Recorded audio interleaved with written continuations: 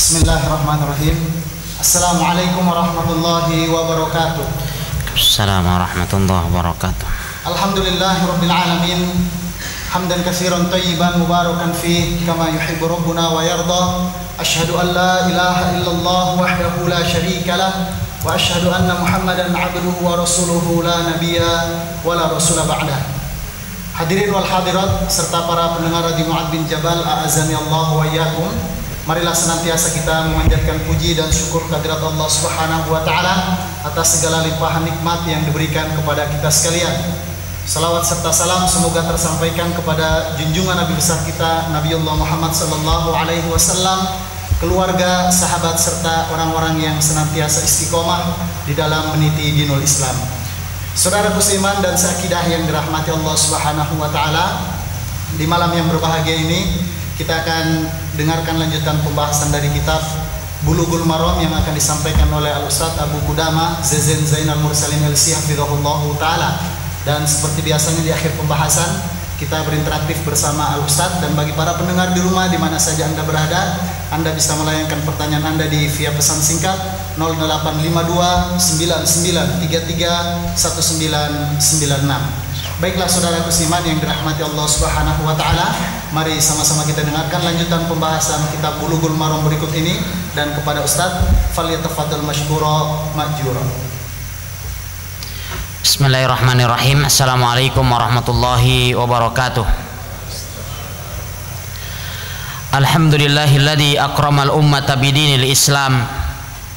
Ahmaduhu subhanahul malikul quddusus salam. Wa ashhadu an la ilaha illallah wahdahu la syarika lah. Wa ashhadu anna sayyidana wa nabiyyana Muhammadan abdullahi wa rasuluh.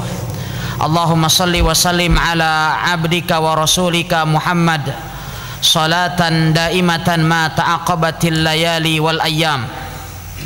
Amma ba'd.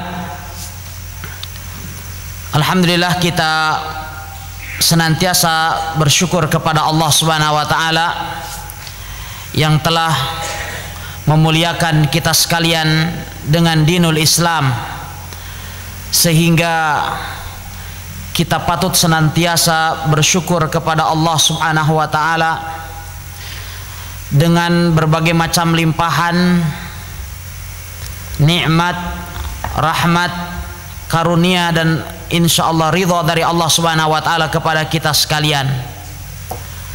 Nikmat keimanan, nikmat keamanan, yang itu juga adalah merupakan nikmat terbesar setelah tauhid, yang jarang disadari oleh sebagian kaum muslimin, bahwa kenikmatan aman ini juga adalah merupakan sebuah kenikmatan yang sangat besar. Oleh sebab itulah Allah Subhanahu wa taala mengingatkan orang-orang Quraisy di dalam surat Quraisy. Allah Subhanahu wa taala berfirman, li ila fi Quraisyin ila fihim rihlatash syita'i was-saif falyabudu rabb hadzal bait alladzi at'amahum min ju' wa amanahum min khauf. Karena nikmat aman, sebagian ulama mengatakan bahwa dia adalah merupakan kenikmatan terbesar setelah tauhid, setelah nikmat Islam. Coba kita lihat bagaimana betapa banyak saudara-saudara kita dari kaum muslimin yang ada di Suriah, yang ada di Myanmar, ya, yang ada di Filipina Selatan, yang ada di Kashmir, yang ada di Afghanistan, yang ada di Irak.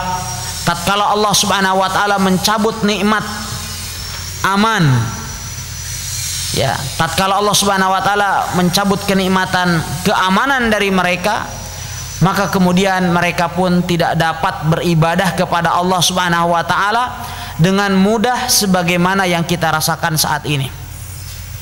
Ikhwatal iman yang dimuliakan oleh Allah Subhanahu wa taala, biidznillah taala kembali pada malam hari yang berbahagia ini kita akan melanjutkan kajian dari kitab Bulughul Maram, dan kembali kita akan mengupas ulang dari hadis yang diriwayatkan oleh Imam Abu Dawud yang asalnya ada di dalam Sahihain dari hadis Abu Hurairah radhiyallahu taala anhu di dalam bab salatul jamaati wal imamah, yaitu tentang wajibnya makmum mengikuti gerakan imam.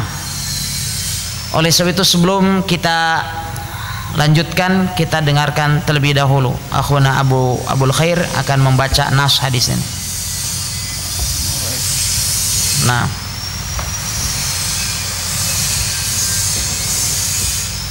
anta gibta طيب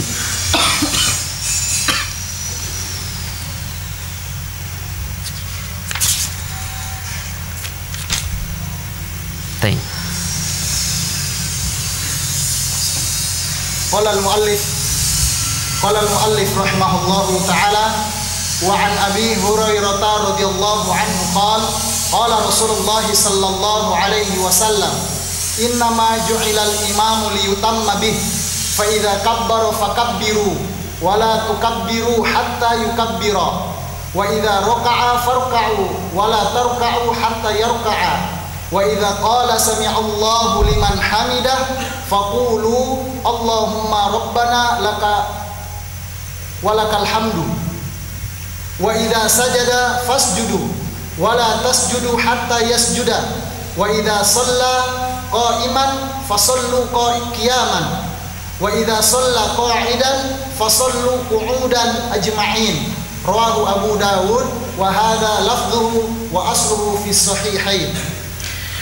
Qala al-muallif rahimahullahu taala wa Nabi Hurairah radhiyallahu an, dari Abu Hurairah semoga Allah meridhoinya, beliau menuturkan qala Rasulullah sallallahu alaihi wasallam, bahwa Rasulullah sallallahu alaihi wasallam beliau telah bersabda, innama ju'ilal imamu liyu'tamma bih, sungguh hanya sannya imam itu diangkat hanyalah untuk diikuti.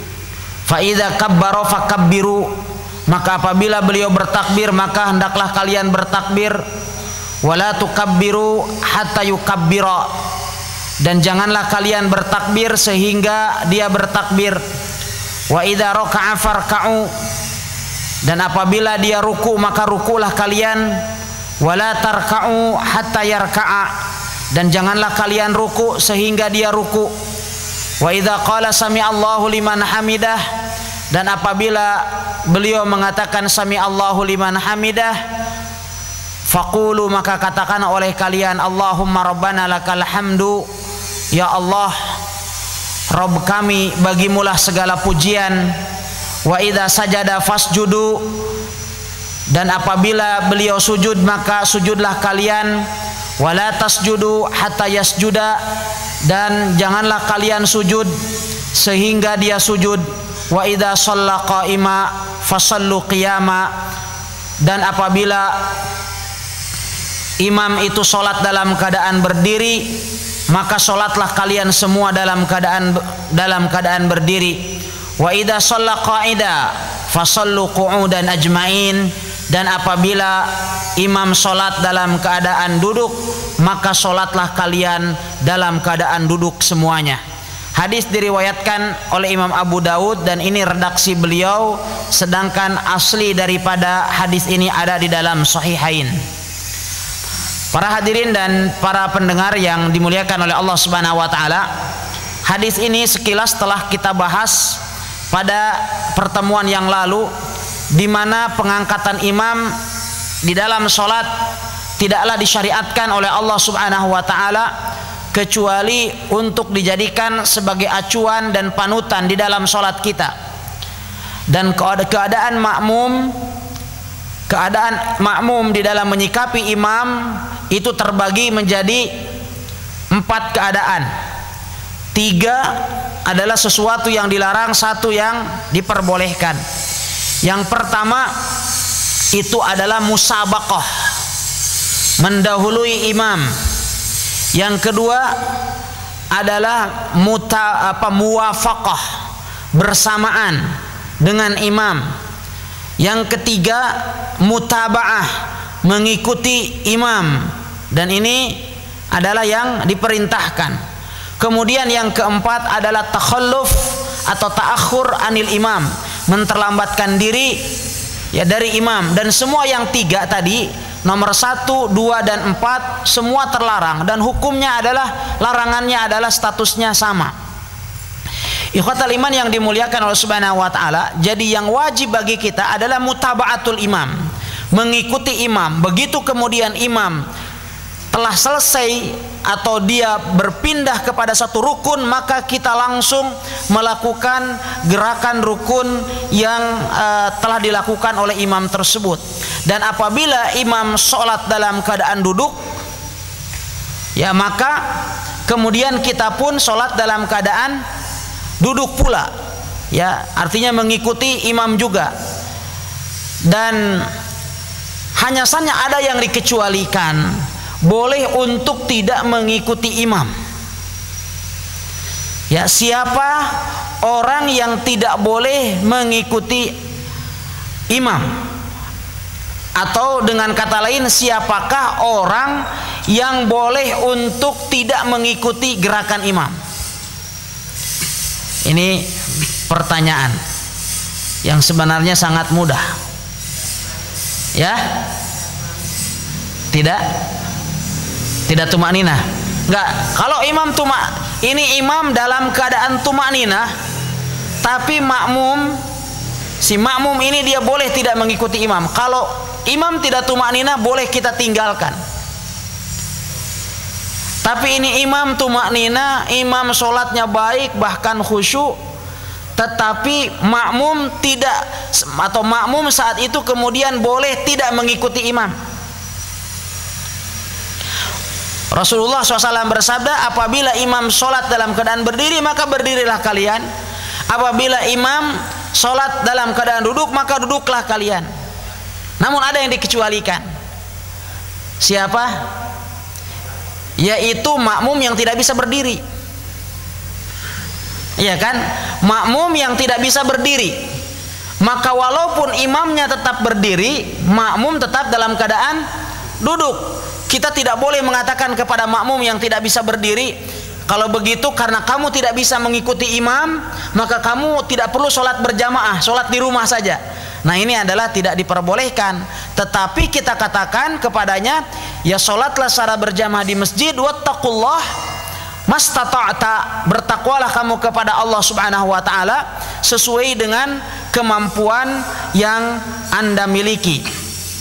Ikhwatal iman yang dimuliakan oleh Allah Subhanahu wa ta'ala, sebagian ulama mengatakan bahwa di akhir hadis Rasulullah Shallallahu Alaihi Wasallam beliau bersabda, apabila imam sholat dalam keadaan duduk, maka sholatlah kalian semuanya di belakang imam dalam keadaan duduk. Sebagian ulama berpendapat bahwasannya hukum ini adalah berlaku bagi imam rotib. Imam rotib artinya imam tetap. Misalkan kalau seandainya masjid ini memiliki imam yang tetap, misalkan beliau datang tetapi kemudian saat itu beliau tidak bisa berdiri, maka saat itu kemudian makmum juga sholat dalam keadaan duduk.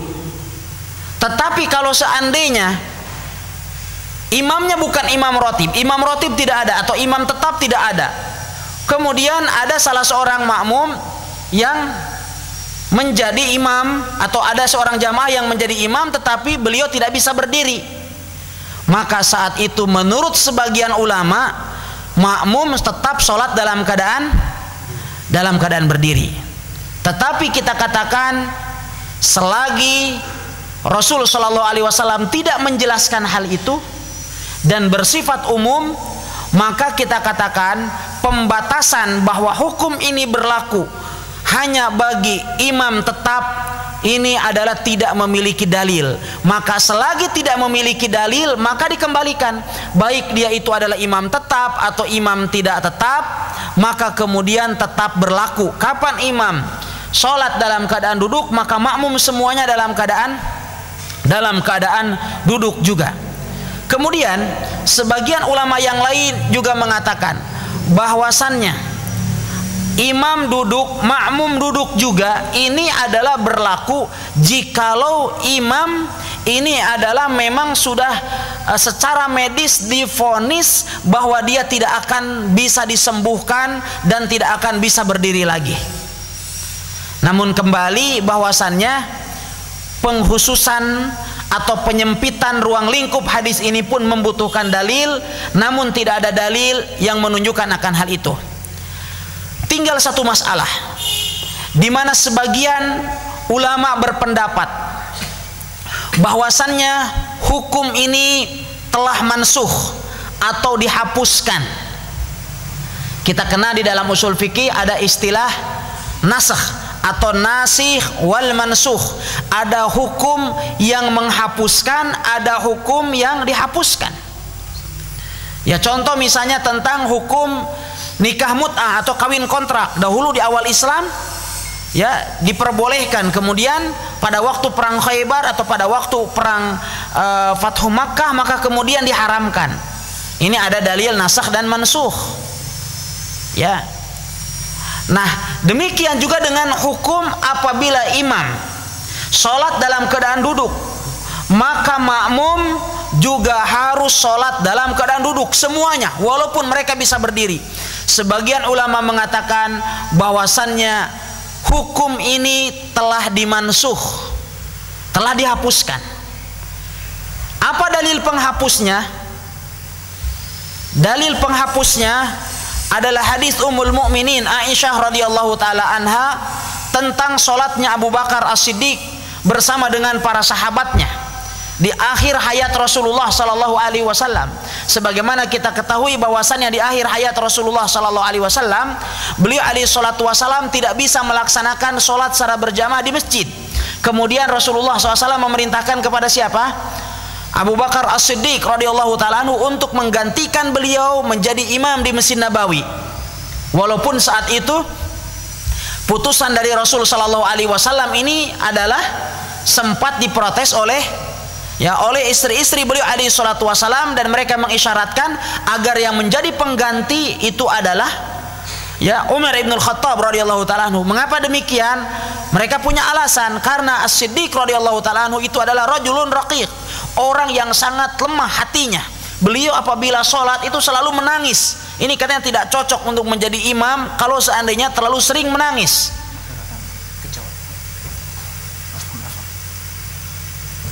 Taib, jazakumullah khair. Maka kemudian akhirnya Rasulullah SAW mengatakan, innakun la sawahibu Yusuf, sesungguhnya kalian itu adalah memang seperti wanita-wanita yang mengganggu, yang membuat makar pada Nabi Yusuf, yang memiliki kemiripan, artinya suka membuat makar.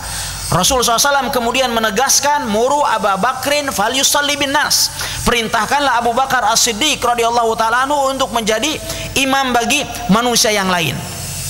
Sehingga kemudian Abu Bakar As-Siddiq radhiyallahu anhu menjadi imam.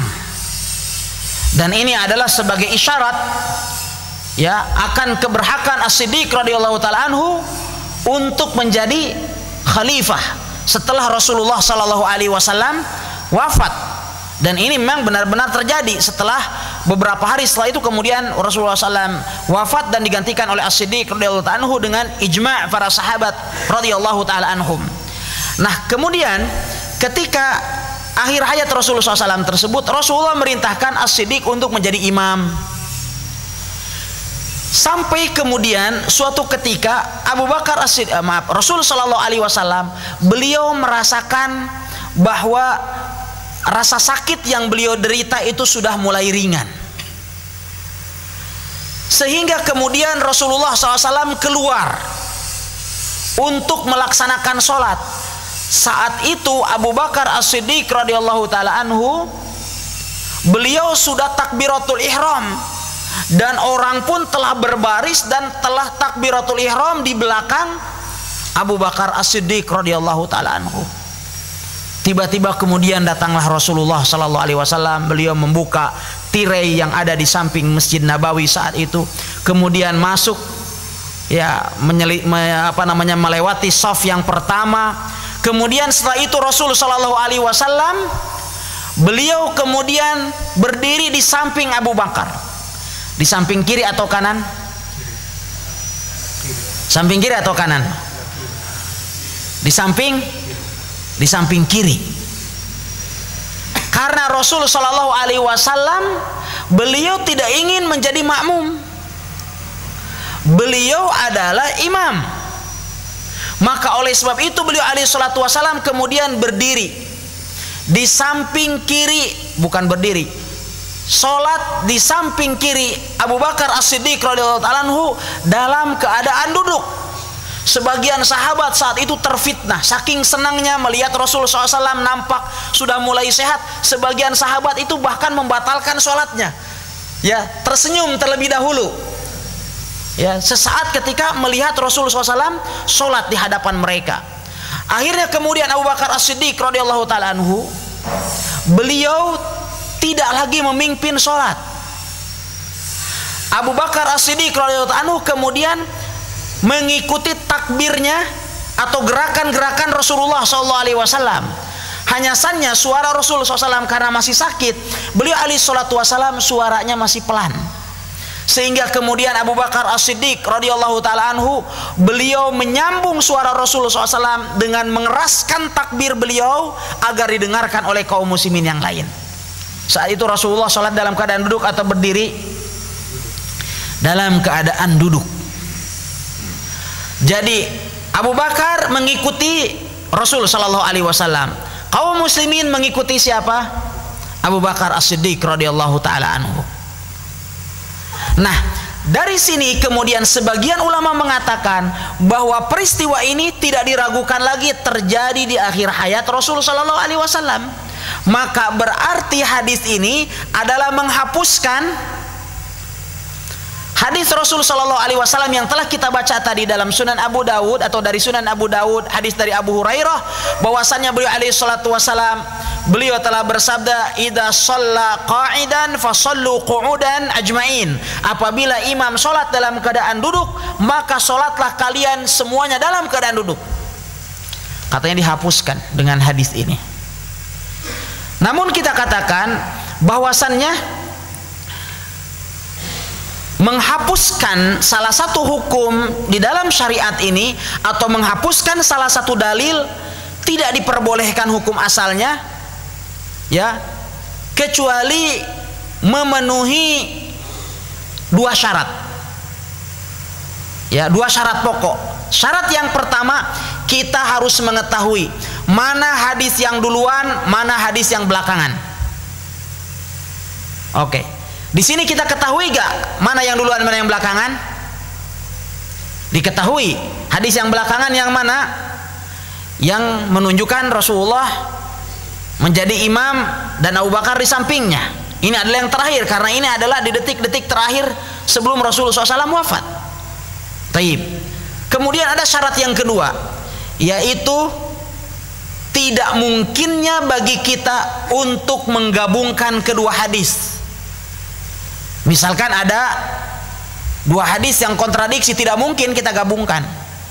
Yang satu mengatakan misalnya positif, yang satu mengatakan negatif. Ini tidak mungkin, harus ditarjih atau harus kita katakan nasakh. Nah, sekarang mungkinkah kita menggabungkan keduanya? Mungkin menggabungkan kedua hadis ini? Ya, Al-Imam Ahmad Ibn Hanbal rahimahullahu ta'ala ternyata beliau ya bisa menggabungkan kedua hadis ini. Beliau katakan tidak ada kontradiksi sama sekali, karena yang diperintahkan oleh Rasul Shallallahu Alaihi Wasallam bagi kita untuk mengikuti imam dalam keadaan duduk. Apabila imam sholat dalam keadaan duduk, ini adalah manakala imam sholat dari awal dalam keadaan duduk. Ya, jikalau imam dari awal sholat dalam keadaan duduk, sementara kaum muslimin yang sholat di belakang Abu Bakar As-Siddiq radhiyallahu ta'ala anhu, awalnya sholat dalam keadaan duduk atau berdiri? Dalam keadaan berdiri, sehingga hukumnya tidak berlaku. Ya, karena berarti tatkala imam tiba-tiba duduk di tengah sholatnya, maka ini berarti adalah sesuatu yang sangat kondisional berkenaan dengan sang imam.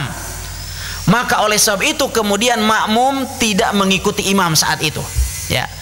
Dan ini adalah menurut pendapat yang rajih, sehingga dengan demikian wallahu taala a'lam wal ilmu indallah, bahwasannya dalam kondisi seperti itu maka tetap makmum dalam keadaan berdiri. Dan dengan demikian kita katakan dakwaan bahwasannya hadis Abu Hurairah tadi dikatakan mansuh, ini adalah merupakan sesuatu yang tidak benar. Kemudian berikutnya,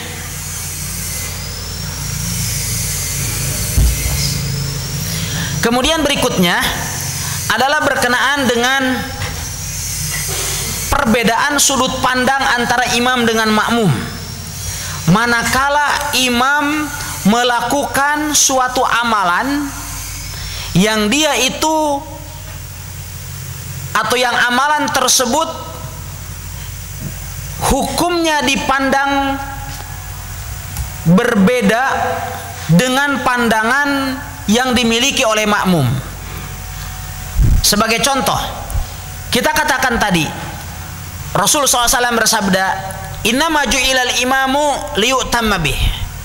Sesungguhnya imam tidaklah diangkat kecuali untuk apa? Untuk diikuti. Sekarang, apa hukumnya jilsatul istirahah? Duduk istirahat.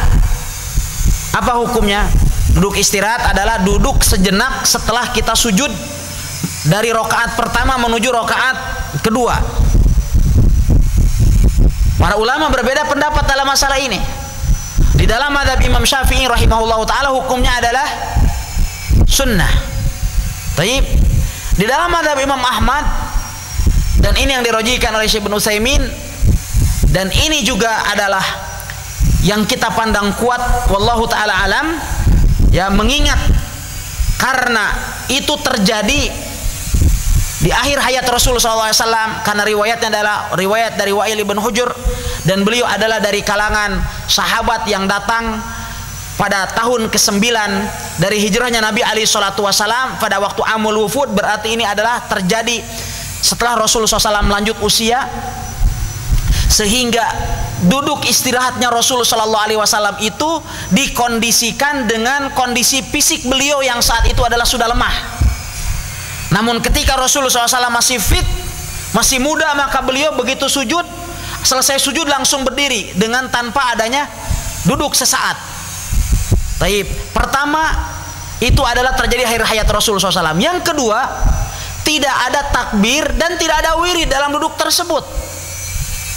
Andaikan dia adalah merupakan sebuah gerakan tersendiri, maka di sana mesti ada takbir perpindahan atau yang dinamakan dengan takbir intikal, dan mesti ada apa?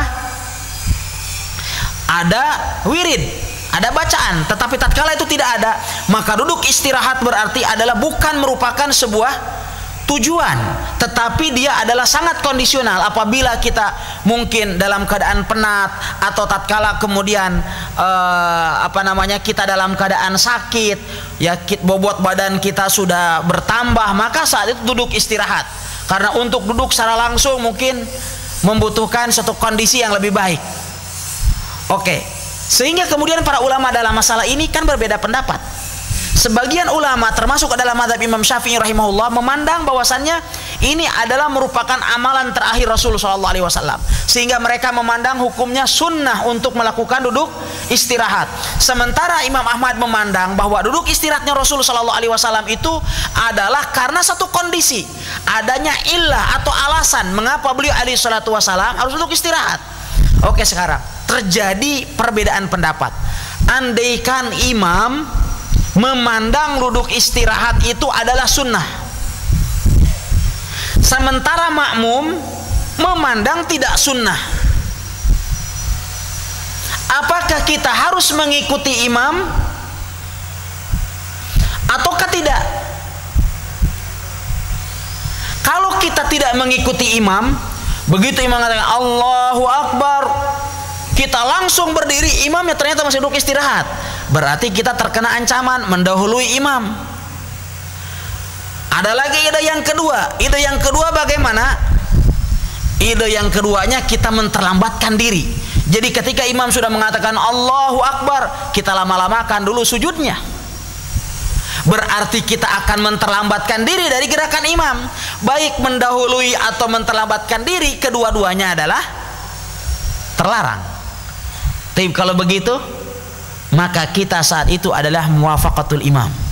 Jadi kalau kita ketahui bahwasannya imamnya memandang bahwa duduk istiwa adalah merupakan sebuah amalan sunnah, sementara kita memandang tidak atau bukan merupakan amalan sunnah, tetapi hanya sesuatu yang diperbolehkan sesuai dengan kebutuhan, maka saat itu berarti kita mengikuti gerakan imam dan tidak boleh kita mendahului imam. Wallahu ta'ala alam. Ya, ikhwatal iman yang dimuliakan Allah Subhanahu wa taala. Kemudian kita lanjutkan di hadis yang kedua, hadis Abu Sa'id Al-Khudri radhiyallahu taala anhu. Bismillahirrahmanirrahim. Qala al-hadits rahimahullah ta'ala wa 'an Abi Sa'id Al-Khudri radhiyallahu anhu anna Rasulullah sallallahu alaihi wasallam ra'a fi ashabihi ta'akhuran faqala taqaddamu fa'tamu bi wa ya'tamma bikum man ba'dakum. Rawahu Muslim. Qala al-mu'allif rahimahullah wa 'an Abi Sa'id Al-Khudri radhiyallahu an, dari Abu Sa'id Al-Khudri semoga Allah meridhoinya, anna Rasulullah sallallahu alaihi wasallam ra'a fi ashabihi ta'akhuran. Beliau menuturkan bahwasannya Nabi sallallahu alaihi wasallam telah memandang atau telah melihat dari sebagian sahabatnya ada keterlambatan. Faqala, kemudian beliau alaihi salatu wasallam bersabda, taqaddamu. Ta'akhur ini bisa berarti keterlambatan atau mereka malas untuk duduk atau untuk melaksanakan sholat di barisan yang pertama. Faqala, kemudian Rasulullah SAW bersabda, taqaddamu fa'tammu bi, majulah kalian dan bermakmumlah kalian kepadaku, wal ya'tamma bikum man ba'dakum, dan hendaklah mengikuti kalian orang yang berada di belakang kalian. Hadis ini disebutkan oleh penulis rahimahullahu ta'ala untuk menyebutkan kepada kita sekalian tentang bagian daripada tugas imam, di mana semestinya imam memiliki tanggung jawab, dan karena imam adalah merupakan amanah, memiliki tanggung jawab dan kepedulian terhadap kerapian dan keberesan barisan makmum. Karena sebagian imam begitu kemudian iqamat dikumandangkan, dia tidak lagi menghadap ke makmum, dia tidak tahu menau, dia langsung kemudian takbir tanpa ada perintah untuk meluruskan shaf, untuk merafikannya, untuk lebih memprioritaskan shaf yang pertama dan seterusnya. Maka penulis rahimahullah Al-Hafidz Ibnu Hajar menyebutkan hadis ini bahwa bagian daripada tugas seorang imam adalah mengingatkan kepada makmum untuk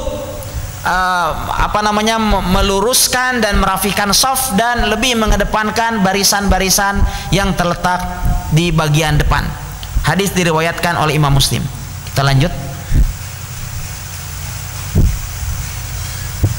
Qala al-mu'allif rahimahullah ta'ala wa 'an Zaid bin Thabit radhiyallahu anhu qala ihtajara Rasulullah sallallahu alaihi wasallam hujratan mukhassafatan fa shalla fiha hujratan bi khassafatin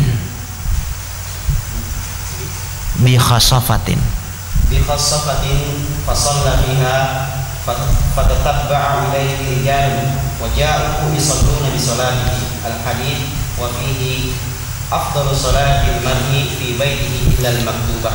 Muttafaqun alaih. Qala al-mu'allif rahimahullah an Zaid bin Thabit radhiyallahu an, dari Zaid bin Thabit semoga Allah meridhoinya. Qala, beliau menuturkan, ihtajara Rasulullah sallallahu alaihi wasallam hujratan bi khassafatin.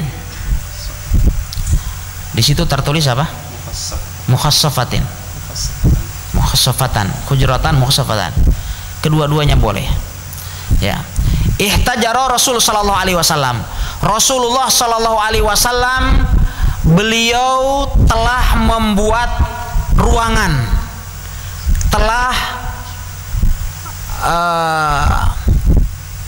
memboking sebuah tempat gitu ya, untuk dijadikan sebagai tempat sholat. Diambilkan dari kata-kata hujrah. Rasulullah SAW telah membuat sebuah kamar, maksudnya adalah di Masjid Nabawi, yang bertikar. Kalau mukhassafatan artinya, kalau kita katakan mukhassafatan di dalam beberapa cetakan, berarti adalah sebuah kamar yang bertikar. Jadi di sana dialasi oleh tikar. Kalau kita katakan dengan cetakan yang ada di depan saya, bi khasafatin, artinya adalah ya dengan menggunakan tikar. Kedua-duanya sama. Dan di dalam beberapa nas yang saya lihat di dalam syarah Sahih Muslim Imam Nawawi, demikian juga dalam Fathul Bari, bi khasafatin. Ya. Fasalla fiha, kemudian Rasulullah SAW beliau sholat di dalamnya, sholat di dalam ruangan yang telah beliau buat tersebut. Fatatabba'a ilaihi rijal, ketika kemudian para sahabat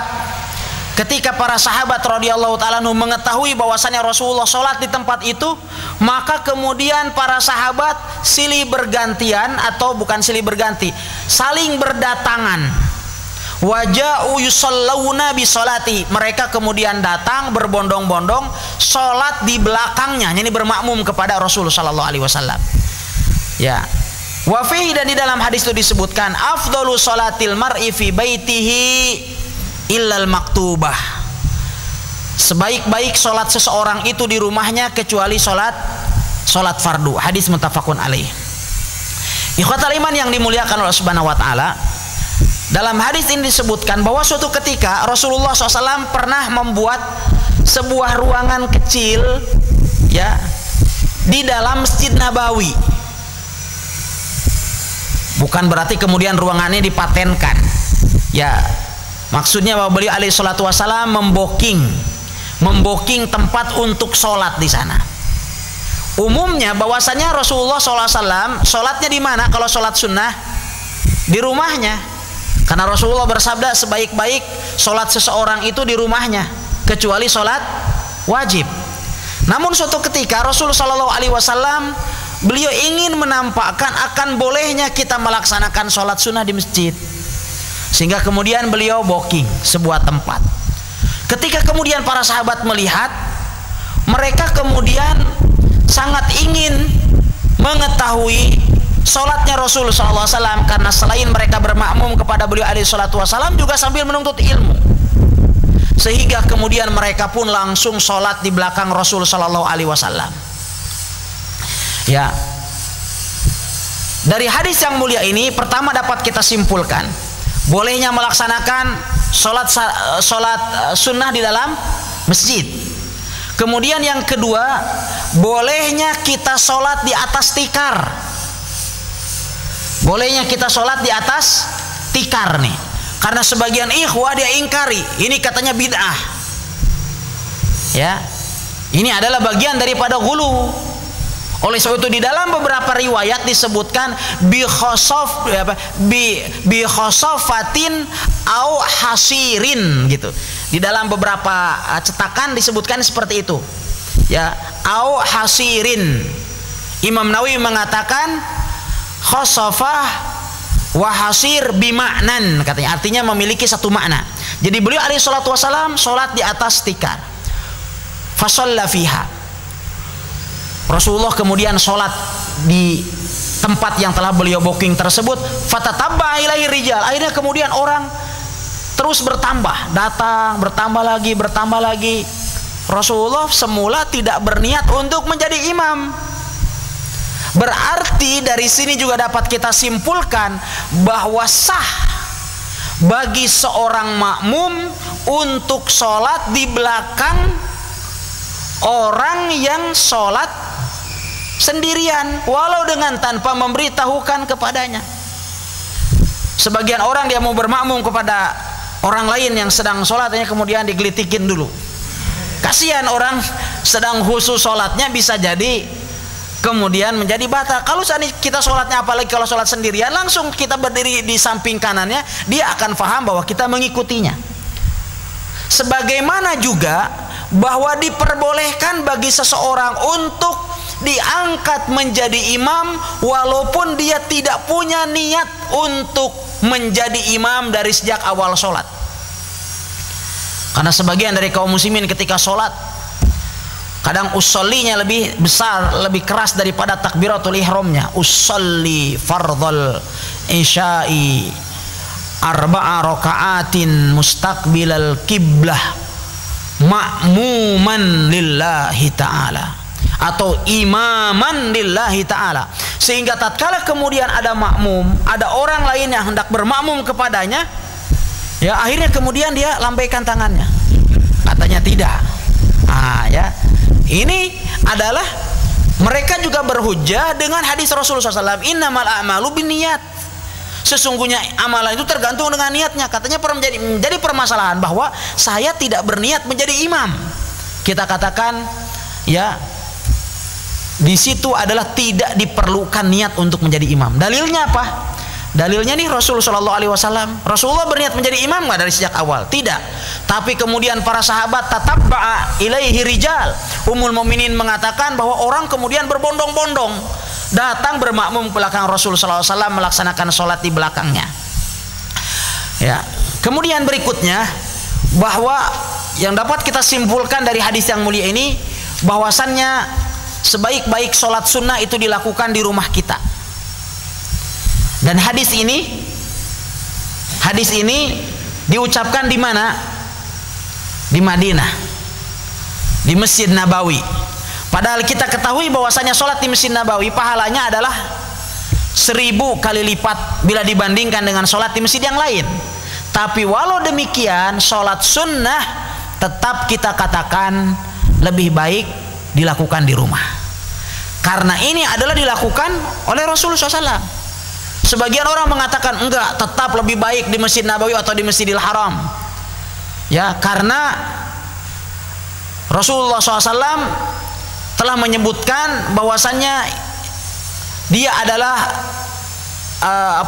lebih baik daripada 1000 kali sholat atau 100.000 kali sholat. Kita katakan, a'anta a'lamu amin Rasulillah. Apakah anda yang lebih tahu dalam masalahnya ataukah Rasulullah SAW? Rasulullah bersabda tentang afdhalu sholatil mar'i fi baiti ilal maktubah. Ini ketika Rasulullah berada di mana?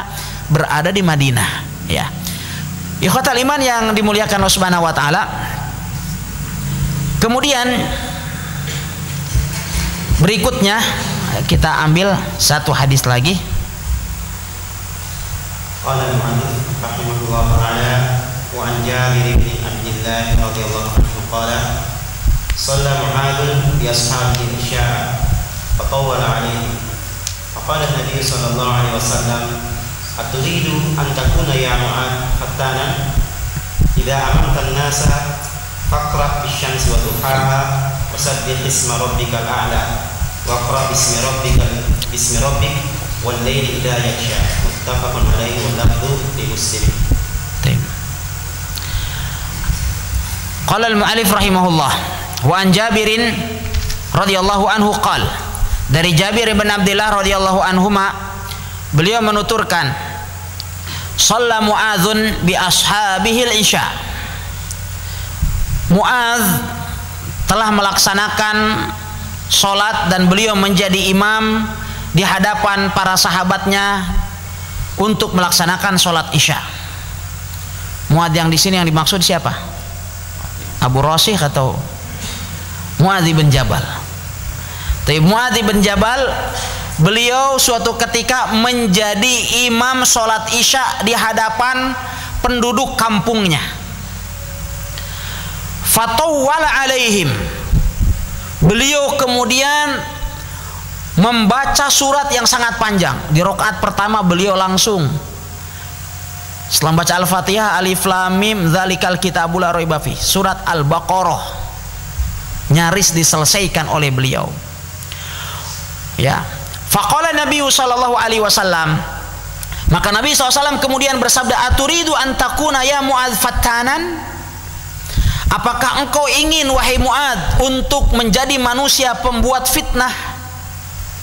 Idza amamtan nas, apabila engkau menjadi imam memimpin manusia salat, faqra, maka bacalah olehmu bisyamsi wa duhaha, bacalah surat Asy-Syams dan surat wasabbih isma rabbikal a'la, dan bacalah doa al-a'la, wa iqra bismi rabbikal a'la, wa iqra bismi rabbikal ladzi khalaq, dan bacalah olehmu surat al-alaq, wal laili idza yaghsha, dan surat al-lail. Muttafaqun alaih, dan lafadznya lafadz Imam Muslim. Ikhwatal iman yang dimuliakan oleh Subhanahu wa taala, hadis yang mulia ini juga disebutkan oleh penulis rahimahullahu taala di dalam babul salatil jamaah wal imamah, di mana suatu ketika Mu'adz bin Jabal radhiyallahu taala anhu beliau menjadi imam, dan karena para sahabat mereka semua sepakat bahwa Mu'adz bin Jabal adalah seorang ulama, sebagaimana hal itu telah disabdakan oleh Rasulullah SAW bahwa Mu'adz bin Jabal adalah a'lamu ummati bil halal wal haram, orang yang paling mengetahui tentang yang halal dan yang haram dari umat Nabi alaihi salatu wasallam adalah Mu'adz bin Jabal. Oleh sebab itulah Mu'adz bin Jabal, oleh sebab itu turun anunya. Oleh sebab itulah Mu'adz bin Jabal radhiyallahu taala anhu, beliau akan dibangkitkan sebagaimana disabdakan oleh Rasulullah SAW, ya, akan dibangkitkan pada hari kiamat kelak di hadapan barisan para ulama. Bahkan beliau akan dibangkitkan di hadapan barisan para ulama birotwah. Birotwah artinya dengan atau sejauh lemparan batu. Oleh sebab itu kemudian Mu'adz bin Jabal diangkat menjadi imam oleh penduduk sekampungnya. Dan Mu'adz bin Jabal, beliau tinggal di kawasan Bani Salimah. Bani Salimah saat ini adalah di kawasan Qiblatain, ya, di kawasan Qiblatain yang dulu adalah dikenal dengan Hai Bani Salimah. Mu'adz bin Jabal radhiyallahu taala anhu, beliau senantiasa berusaha untuk melaksanakan sholat di belakang Rasulullah, untuk sholat di Masjid Nabawi. Mengapa beliau senantiasa berusaha untuk melakukan hal itu? Pertama, untuk mendapatkan keutamaan sholat di Masjid Nabawi, di mana sholat di Masjid Nabawi sama dengan sekali sholat di sana sama dengan 1000 kali sholat dibandingkan dengan sholat di masjid yang lain. Ini yang pertama. Yang kedua adalah agar beliau mendapatkan ilmu dari Rasulullah SAW, karena bisa saja kemudian terjadi perubahan hukum setiap saat itu, atau Rasulullah mendapatkan wahyu, agar bisa melihat secara langsung bagaimana kaifiat, tata cara dan sifat sholat Nabi SAW. Sebagaimana Rasulullah SAW, beliau juga telah berusaha untuk memberikan contoh terbaik atau memberikan contoh di hadapan para sahabatnya secara tatbiq amali, praktik. Oleh sebab itu hari pertama Rasulullah SAW dibuatkan mimbar oleh salah seorang sahabiah. Saat itu Rasulullah SAW naik ke atas mimbar. Beliau kemudian sholat di atas mimbar pada hari Jumat saat itu. Setelah beliau alaihi salatu wasallam sholat khutbah Jumat, naik ke atas mimbar, sholat di atas mimbar. Kemudian beliau alaihi salatu wasallam bersabda, innama sana'tu hadza lita'ummu bi walita'lamu sholati. Aku lakukan ini dengan penuh kesengajaan agar kalian bermakmum kepadaku dan agar kalian mempelajari dan mengetahui sholatku. Oleh sebab itu apabila datang utusan dari daerah, mereka yang baru masuk Islam selalu diperintahkan oleh Rasulullah SAW di barisan pertama, agar mereka bisa melihat secara langsung bagaimana kaifiat tata cara sholat Rasulullah SAW. Demikian juga dengan Mu'adz bin Jabal. Muadz bin Jabal senantiasa berusaha untuk sholat di Masjid Nabawi, sehingga apabila datang waktu Isya, Muadz bin Jabal itu sholatnya 2 kali. Sekali beliau sholat bersama dengan Rasulullah di Masjid Nabawi, kemudian setelah itu beliau pulang ke Qiblatain. Beliau kemudian menjadi imam di sana, imam bagi penduduk kampungnya. Dan penduduk kampung di Bani Salimah saat itu, atau yang kita kenal saat ini dengan Hai Qiblatain, itu kebanyakan penduduk di sana atau para sahabat yang tinggal di sana itu para petani. Maklum kalau petani itu kalau malam inginnya cepat istirahat, karena mereka membanting tulang pada waktu siang. Nah, ternyata suatu ketika Muadz bin Jabal radhiyallahu taala anhu begitu kemudian selesai membaca surat Al-Fatihah, langsung ke Al-Baqarah. Dan tidak hanya dibaca 5 ayat, 10 ayat, 20 ayat, dibaca sampai hampir selesai. Akhirnya saat itu ada salah seorang dari para sahabat radhiyallahu taala anhum langsung kemudian melakukan mufaraqatul imam. Sebagian riwayat beliau langsung mendahului imam, sholat sendirian, didahului. Ini telah melanggar atau telah menyelisih sunnah.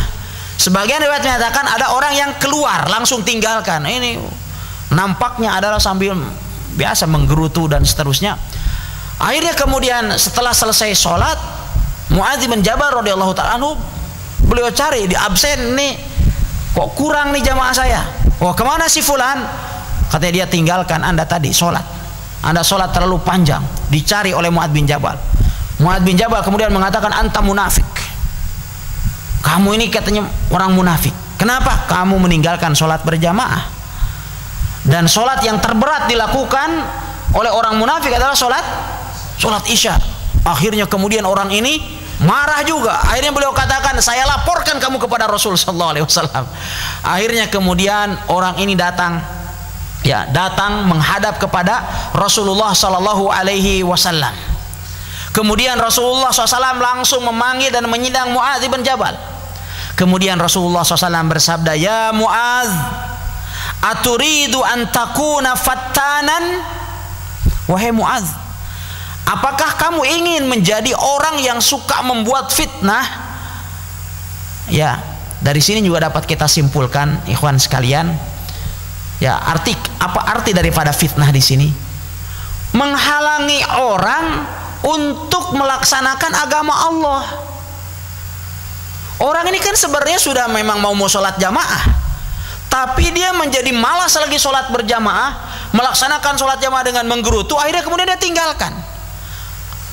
Maka setiap orang yang menjadi penghalang, yang menghalangi kaum muslimin untuk menerapkan sunnah, maka dia adalah fattan. Sebagian ikhwah kan seperti itu. Ada, kita sayangkan, dia menghalangi orang untuk mengikuti sunnah. Sikapnya tidak simpatik. Ketemu sama orang, ya bawaannya manyun aja, tidak pernah senyum, diajak salam tidak menjawab, ya. Kemudian tidak pandai bermuamalah, sehingga kemudian sebagian orang, begini pale orang yang suka mengaji.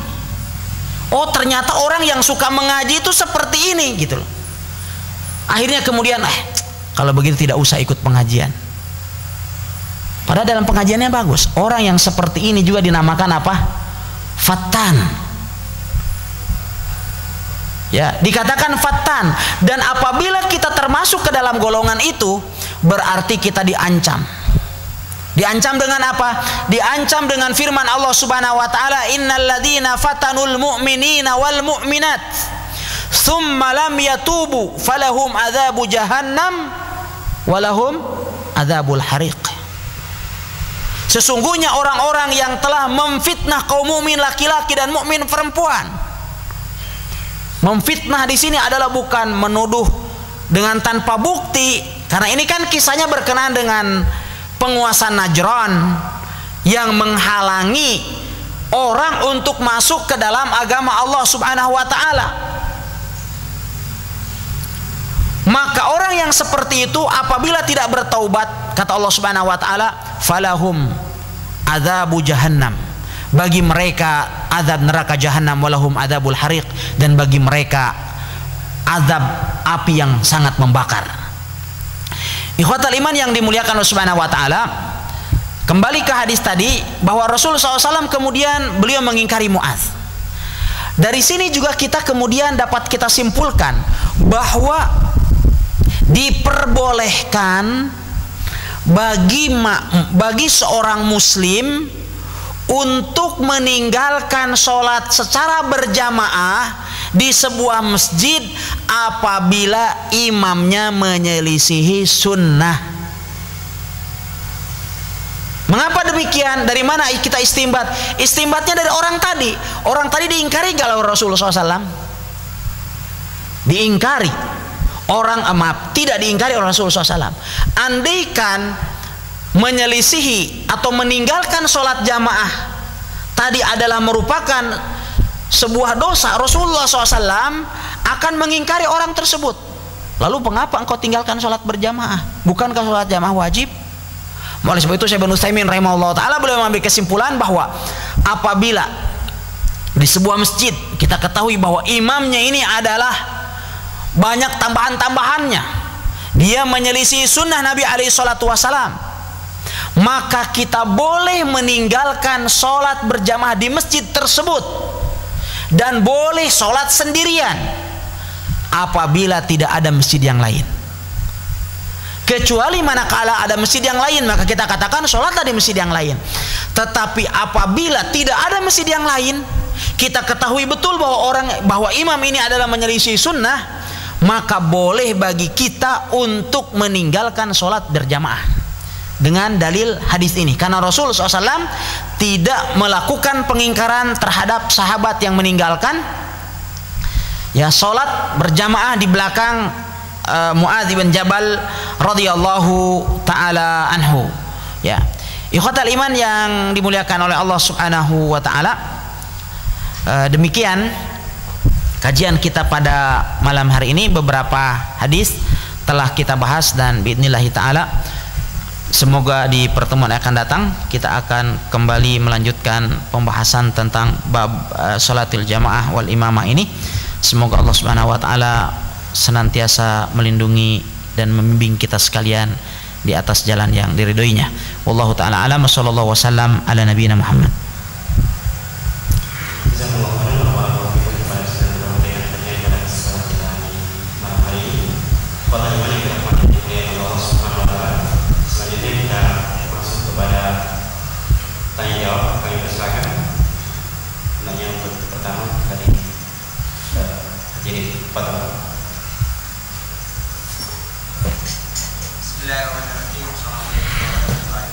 Waalaikumsalam warahmatullahi wabarakatuh.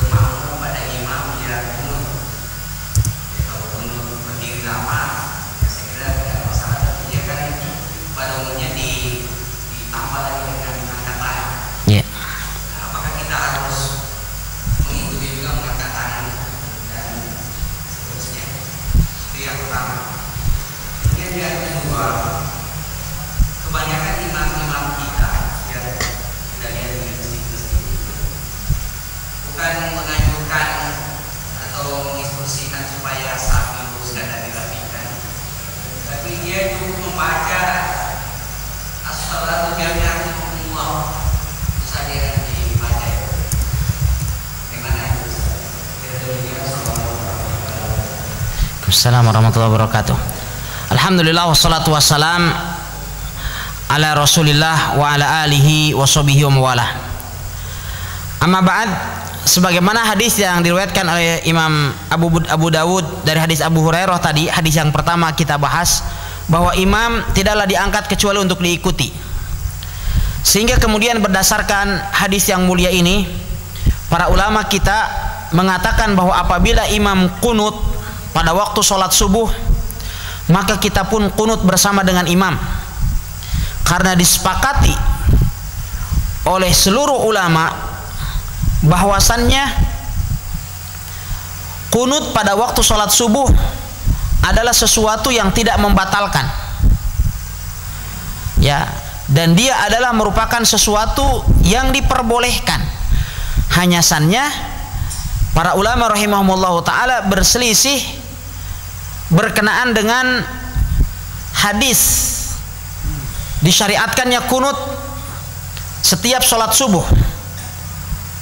Namun yang rajih adalah sebagaimana kesaksian dari Abu Malik Al-Asja'i, sebagaimana hadisnya telah kita bahas di pembahasan tentang bab sifat sholat, ketika beliau ditanya oleh anaknya, wahai ayahanda, sesungguhnya engkau telah melaksanakan sholat di belakang Rasulullah, di belakang Abu Bakar, Umar, Utsman dan Ali, apakah mereka semua melaksanakan kunut pada waktu sholat subuh? Beliau kemudian mengatakan, ai bunayya muhdas, itu apabila dilakukan secara berturut-turut itu adalah sesuatu yang diada-adakan. Tetapi kembali, karena berkenaan dengan pentasihan hadis, ini adalah merupakan sesuatu yang sifat ijtihadi. Oleh sebab itu terkadang sebagian hadis dihukumi oleh sebagian ulama sahih, terkadang dihukumi dhaif, ada yang mengatakan hasan. Misalnya hadis berkenaan dengan kunut disahihkan oleh Imam Nawawi rahimahullahu taala. Sehingga karena ini adalah berarti masuk ke dalam ruang lingkup ijtihad dalam pendiagnosaan hadis, maka apabila kemudian imam kunut, maka kita pun kunut bersama dengan imam, sebagaimana yang disebutkan di dalam hadis Abu Hurairah bahwasanya imam tidaklah diangkat kecuali untuk diikuti. Kemudian yang kedua, pernyataan imam setelah iqamat dikumandangkan dengan mengatakan as-salatul jami'ah rahimakumullah. Ini adalah ucapan yang tidak pernah dicontohkan oleh Nabi alaihi salatu wasalam dan tidak pula dilakukan oleh para sahabat radhiyallahu taala anhum. Dan dari segi penerapannya juga sangat salah, di mana ungkapan as-salatul jami'ah ini adalah merupakan panggilan untuk melakukan sholat secara berjamaah bagi sholat-sholat yang tidak memiliki azan dan tidak memiliki iqamah. Seperti apabila kita misalnya hendak mengajak kaum muslimin melaksanakan sholat istisqa, di mana di sana tidak ada azan dan tidak ada iqamah. Atau kita hendak mengajak kaum muslimin untuk melaksanakan sholat kusuf atau sholat gerhana, maka biasanya Rasulullah SAW memerintahkan kepada Bilal untuk mengatakan as-salatu jami'ah, sholat secara berjamaah. Ini adalah bagi sholat yang tidak memiliki adzan dan iqamah. Oleh sebab itu sebagian ulama mengatakan, disebutkan oleh Syekh Abdurrahman Al-Bassam di dalam Umdatul Ahkam, beliau katakan bahwa perkataan as-salatul jami'ah, atau dalam Taisirul Alam Syarah Umdatul Ahkam, bahwa perkataan as-salatul jami'ah ini adalah disyariatkan untuk diucapkan pada sholat yang tidak ada adzan dan iqamahnya manakala dilakukan secara berjamaah. Sehingga apabila seorang imam mengucapkan as-salatul jami'ah rahimakumullah pada sholat yang ada azannya dan ada iqamahnya, maka berarti seakan-akan dia melakukan 3 kali azan. Azan yang pertama adalah azan masuk waktu, azan yang kedua adalah iqamah, azan yang ketiga adalah as-salatul jami'ah. Sehingga ini tentu adalah sangat menyimpang. Dan lebih buruk daripada itu adalah manakala diikuti oleh makmum, di mana makmum setelah imam mengatakan as-salatul jami'ah rahimakumullah, maka makmum mengatakan as-salatu la ilaha illallah. Ini adalah tentu lebih menyimpang lagi, karena arti daripada as-salatu la ilaha illallah dalam bahasa Arabnya ini terdiri daripada mubtada dan khobar, maka artinya adalah solat itu adalah la ilaha illallah. Nah, padahal secara bahasa solat adalah doa, dan secara istilah adalah suatu gerakan-gerakan yang sifatnya khusus yang diawali dengan takbir dan diakhiri dengan salam. Ya, dan ini pun menunjukkan ketidakfahaman kaum muslimin akan apa yang mereka ucapkan dan ibadah yang mereka lakukan. Wallahu ta'ala alam.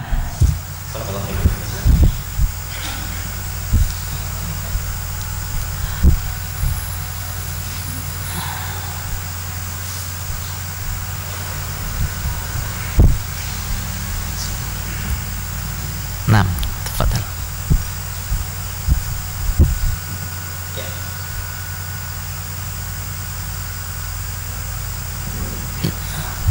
Ya, masuk.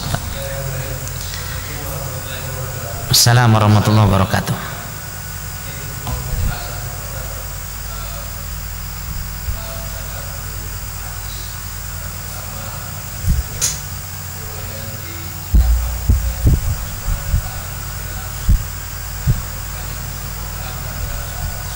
Ya.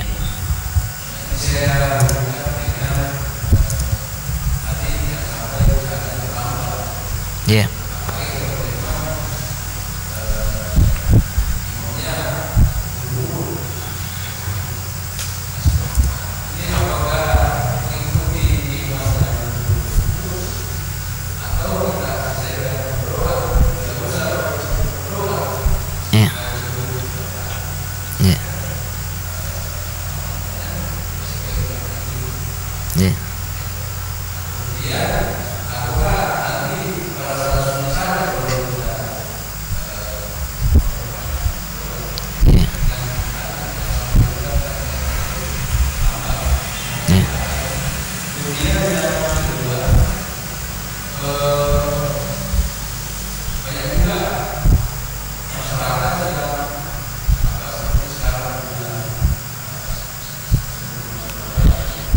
Nisfu Sya'ban.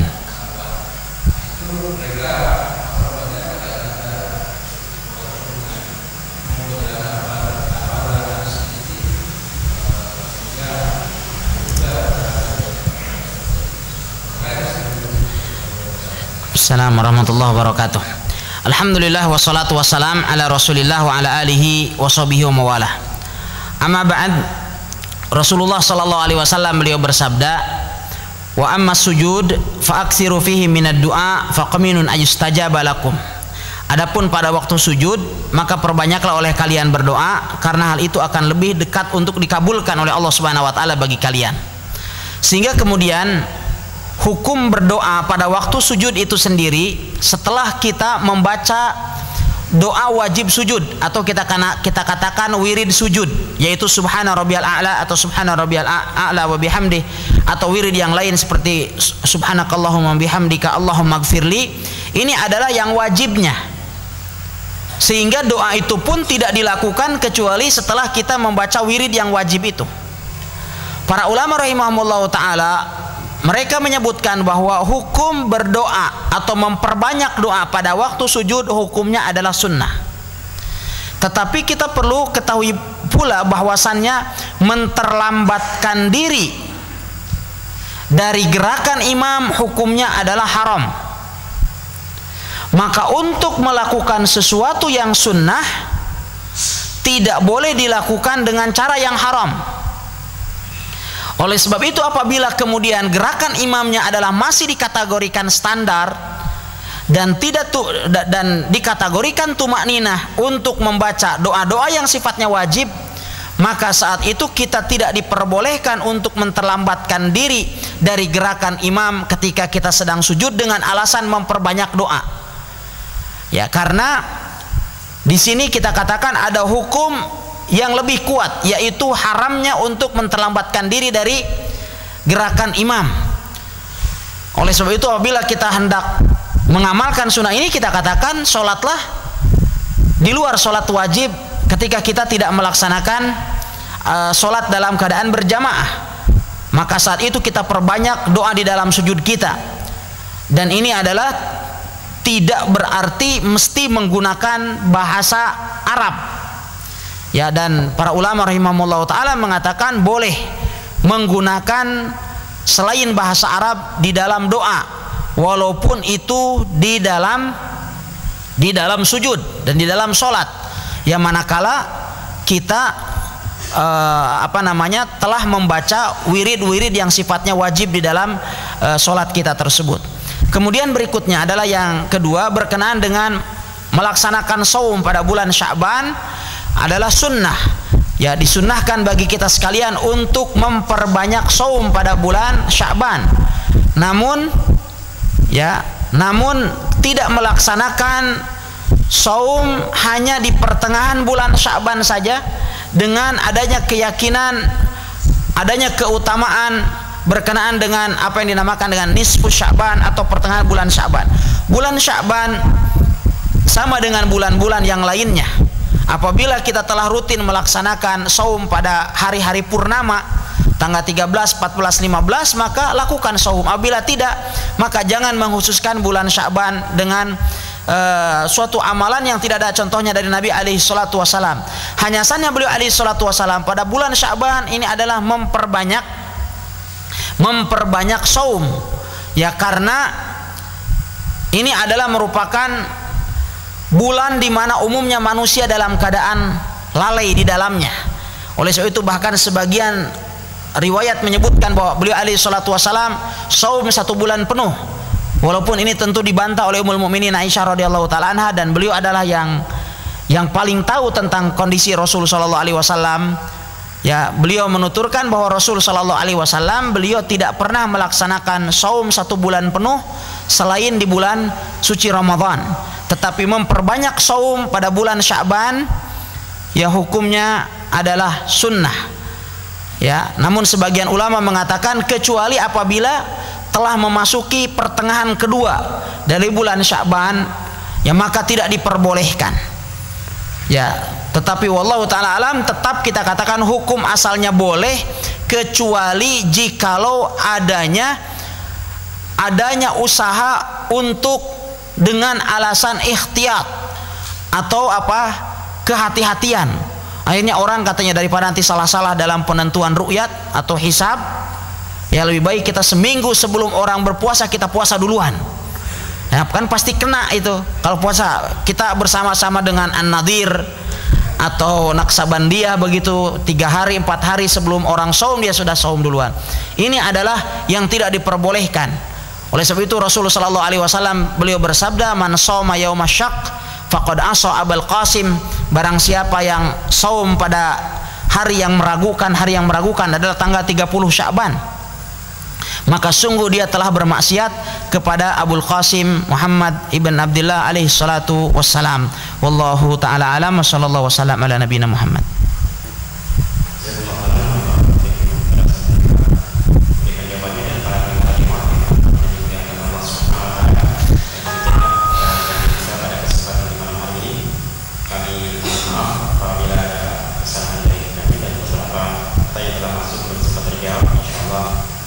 Kembali bisa Anda mengirimkan pertanyaan Anda dalam kesempatan kita yang lain, karena sedikit waktu yang kita hadiri. Untuk itu segera kita tutup surat bisa, dan terima kasih atas bersama Anda. Bila taufik wal hidayah. Wassalamualaikum warahmatullahi wabarakatuh. Assalamualaikum.